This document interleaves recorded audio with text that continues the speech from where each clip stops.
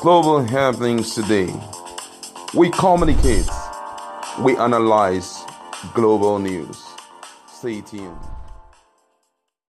Hello, beautiful people. Welcome back to Global Happenings Today YouTube channel. Ever since the declaration of Bola Ahmed Tinubu as the president-elect, there have been a lot of reactions, and of course, former justices, sons are beginning to speak up on the possibility of Bola Ahmed Tinubu's joy being short-lived. In fact, they have a lot to say about the law.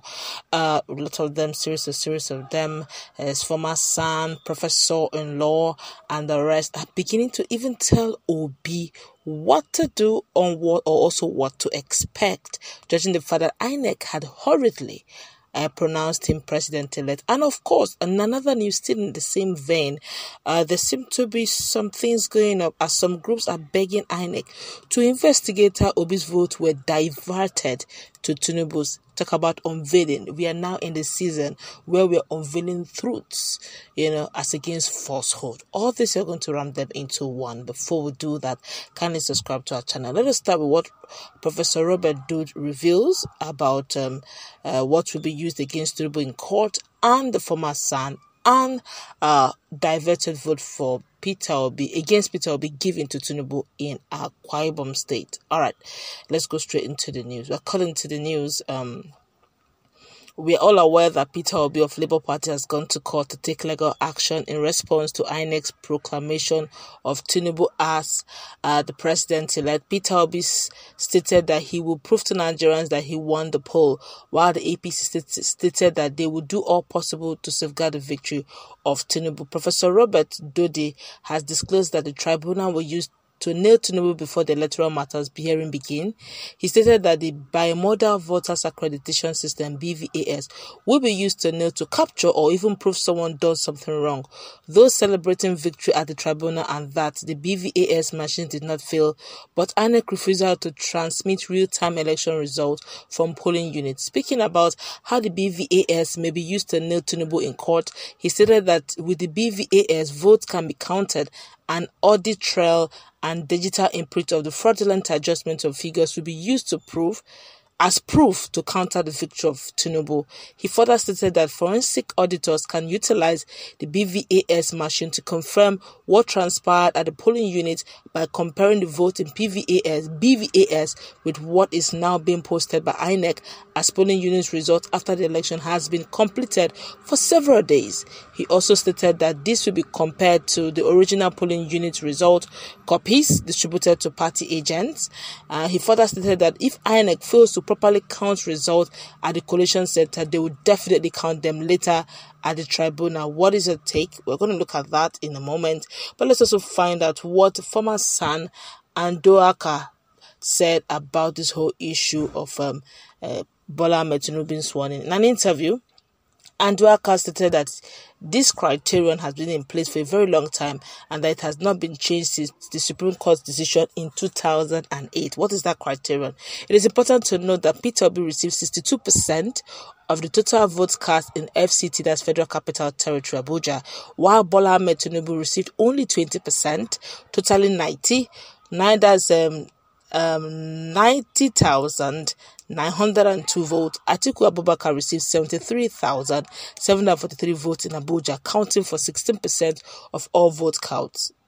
Wow, this is interesting.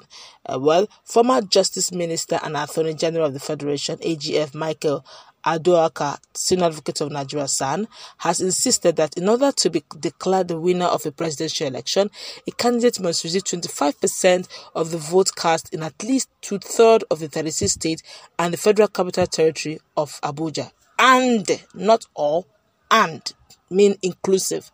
When discussing the election results, Adoaka noted that the 1999 constitution was ambiguous when it mentioned the requirement to win an election.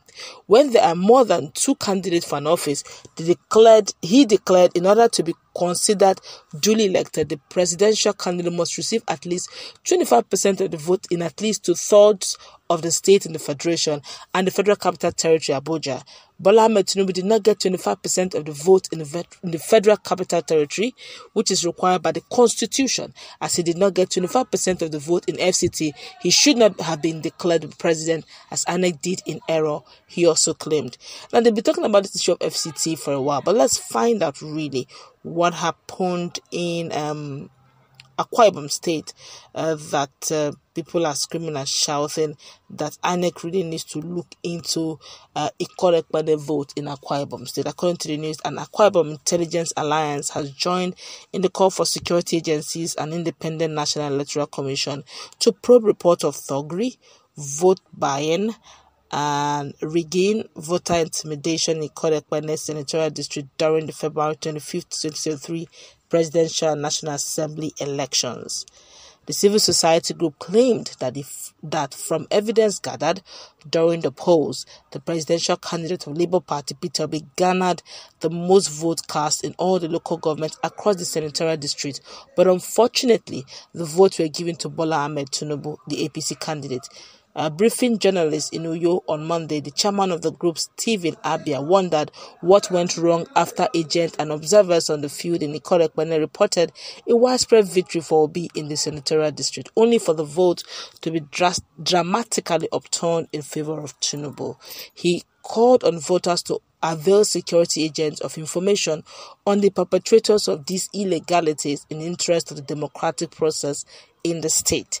Abia maintained that such an act could result in the loss of confidence in the process by the electorate and could lead to general apathy in the next phase of the election coming up this weekend. The group said it was impossible for Obi to lose the election everywhere in Ikot-Ekpene senatorial district, but won in several localities in Uyo and Eket, respectively. I quote him, and he said, "How did Peter Obi win in several localities, Unuyo and Eket, only to lose everywhere in the Kodekpene? That is obviously impossible." Let me quote him word for word. The statement reads, and I quote, "The group observed that beyond vote buying and monetary inducement, allegations of intimidation of voters and use of fake security agents to perpetrate illegalities were prevalent during the presidential polling in that senatorial district, notable in Kodekpene, Abak, and Itemekbo local government areas, and urged relevant security agencies to ensure that such will not be repeated at the governorship polls of March 11. The group also noted that if the perpetrators are fished out and brought to book, it will serve as a deterrent to others not in such a course of action in the next election, even as it called on the people to remain calm and law-abiding as they come out en masse to vote." Now things are really going in favor of Peter Obi. Clearly shows that Nigerians are in sync. We keep hearing this issue of FCT, and now he's saying that the last constitution, which has never been amended, still insists that for you to be declared as the winner, FCT ought to be won by 25%, of which, of course, Bola Ahmed Tinubu did not even get close to that. Peter Obi had a landslide victory in that. And now someone again is also more pointing to the fact that Peter Obi took it all in Akwa Ibom, but yet he still didn't win the whole of Akwa Ibom State. And they mentioned Ikot-Ekpene, Abak, and the rest. Maybe we should actually begin to look into that and also explode some of those results. We're going to give updates on that when it eventually comes on board. That's going to wrap it up. Let's listen to comments.